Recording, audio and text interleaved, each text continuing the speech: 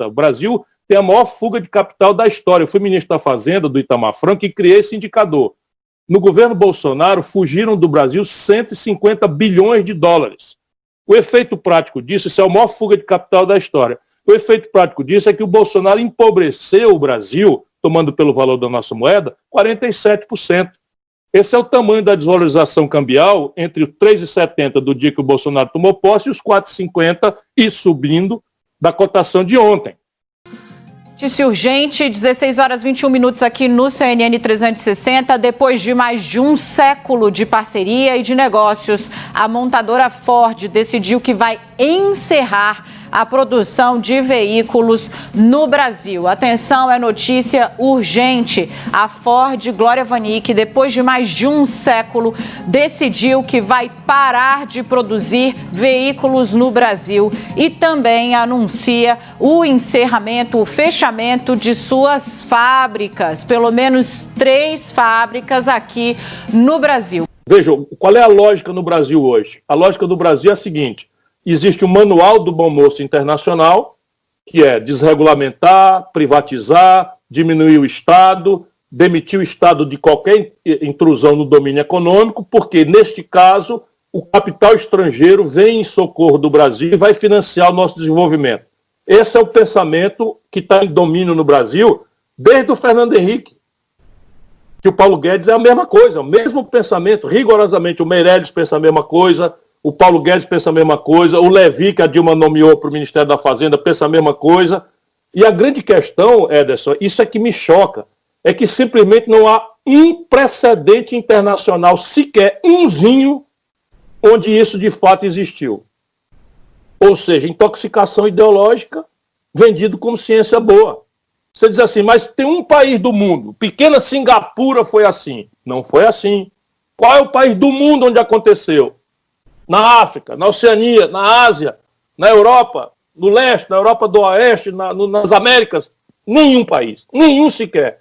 E é isso que está guiando a estratégia brasileira. Esse papo furado está acontecendo o seguinte no Brasil, é a mesma coisa. Câmbio flutuante, superávit primário, não me põe palavras na boca. Não me põe palavras na boca. Mas essa simplificação grosseira e essa agenda que simplesmente vai tocando. Você não lembra do debate da reforma trabalhista? Que ia produzir 3 milhões de empregos e tal, produzindo 1.600.000 novos desempregados no Brasil.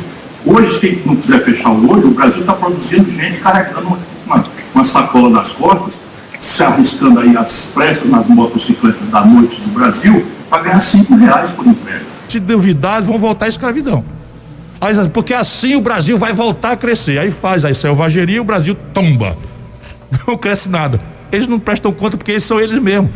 Aí depois assim, o Brasil precisa fazer a reforma da Previdência. Porque na hora que fizer a reforma da Previdência vão ser criados 5 milhões de empregos. Então o Brasil está com a maior taxa de desempregado da história. Não é? O Brasil, essa elite brasileira que está nos governando, ela faz coisas que não tem precedente nem na literatura e nem na experiência internacional comparada. Nenhum país do mundo colocou com status constitucional, portanto rígido, um congelamento de gastos por 20 anos, exceto os gastos com a dívida, que levam metade do orçamento.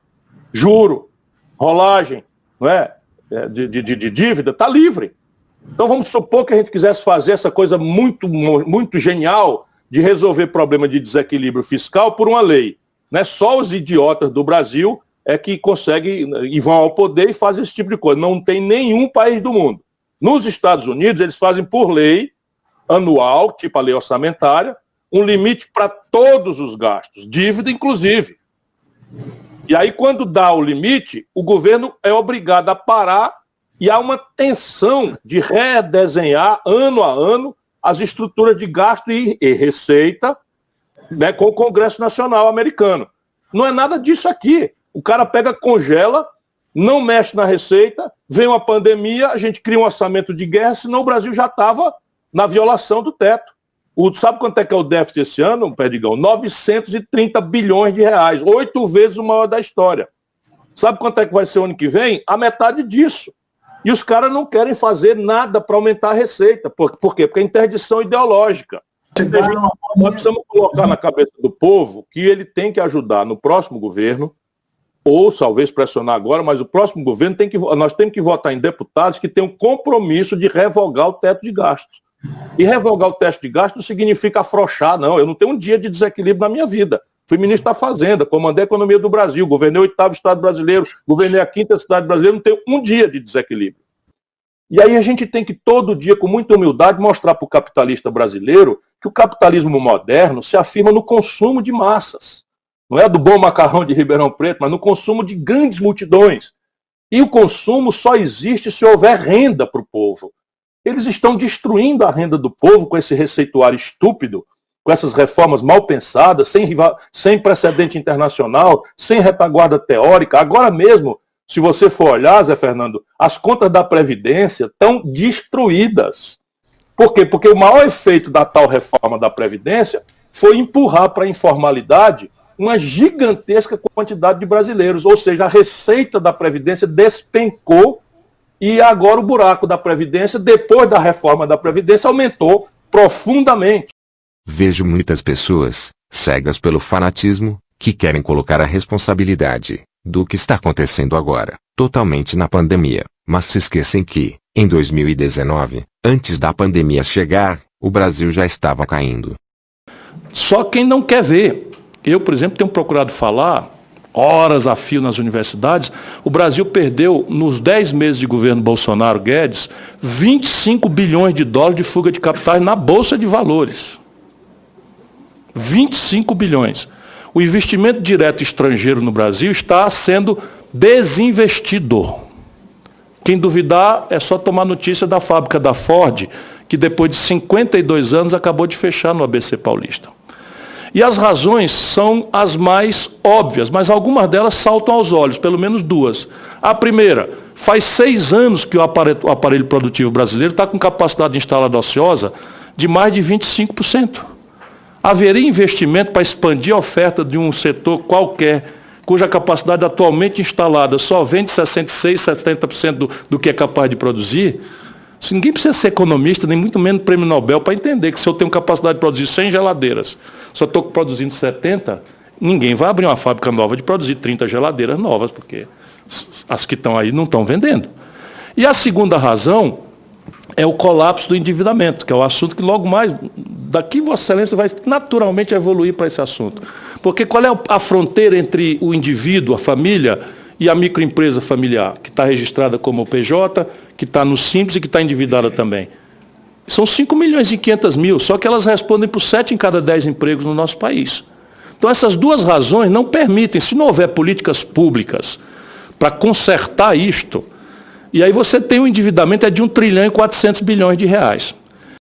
Como vocês acabaram de ver, a Ford já estava indo embora do país, antes da pandemia. E isso tudo tem a ver com a agenda econômica, que começou ainda na Dilma, mas que continua até hoje com o Paulo Guedes e piorando.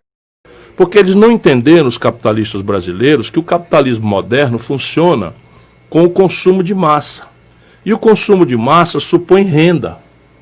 Então o que eles estão fazendo? Desemprego aberto, reforma da Previdência que contrai renda, reforma trabalhista que destruiu milhões de empregos a pretexto de criar. Você está diminuindo drasticamente a capacidade de consumo do povo, que não consumindo, o comércio quebra. 220.000 lojas foram fechadas nos últimos 3 anos. Tinham subsídios para essas montadoras, por exemplo, para tentar... Mas esses subsídios continuam. Eles quebraram, foi na constância do subsídio, que é o pior de tudo. Transformaram tudo isso em lucros e dividendos, mandaram para o exterior, não foi o Bolsonaro, foi a Dilma. Mandaram para o exterior, acabaram de roer o osso, agora vão fechar. Bolsonaro tenta focar nos subsídios, para explicar o motivo da Ford ter ido embora, mas alimente 2 vezes. Vejam que ele falou que depois eu explico. Mas a economia vai embora. Você vê, a Ford anunciou a saída do Brasil. São 5.000 empregos. O que a imprensa... estão lhe criticando por isso. O que a imprensa faz? A capa do Globo, né? Falta de ambiente de negócio, Ford sai do Brasil. Há 3 anos a Ford anunciou que não ia mais produzir carro de passeio nos Estados Unidos.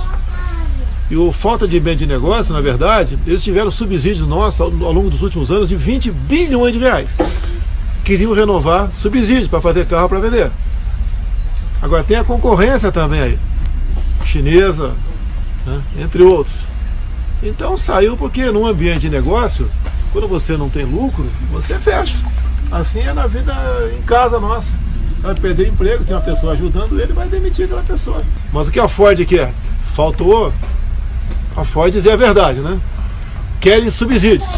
Se ele continue dando 20 bilhões para eles, como fizeram nos últimos anos, dinheiro de vocês, imposto de vocês para fabricar carro aqui, não. Perdeu a concorrência, lamento. Primeira mentira é que não foram 20 bilhões, mas 3 bilhões de reais, o que não deixa de ser um absurdo, e o Ciro já disse por quê. A segunda mentira é que o governo Bolsonaro não deixou de dar subsídios para a Ford, como ele tentou alegar hoje. Tem pergunta Tem de mais ouvinte, pergunta vai. de ouvinte? Só para sembrar, o Bolsonaro não caçou subsídio nenhum até agora. Eu caçaria imediatamente. Se eu assumisse o governo, no primeiro dia, eu tinha dito já de onde é que eu ia tirar 70, 80 bilhões para resolver o déficit. Era em cima das renúncias fiscais.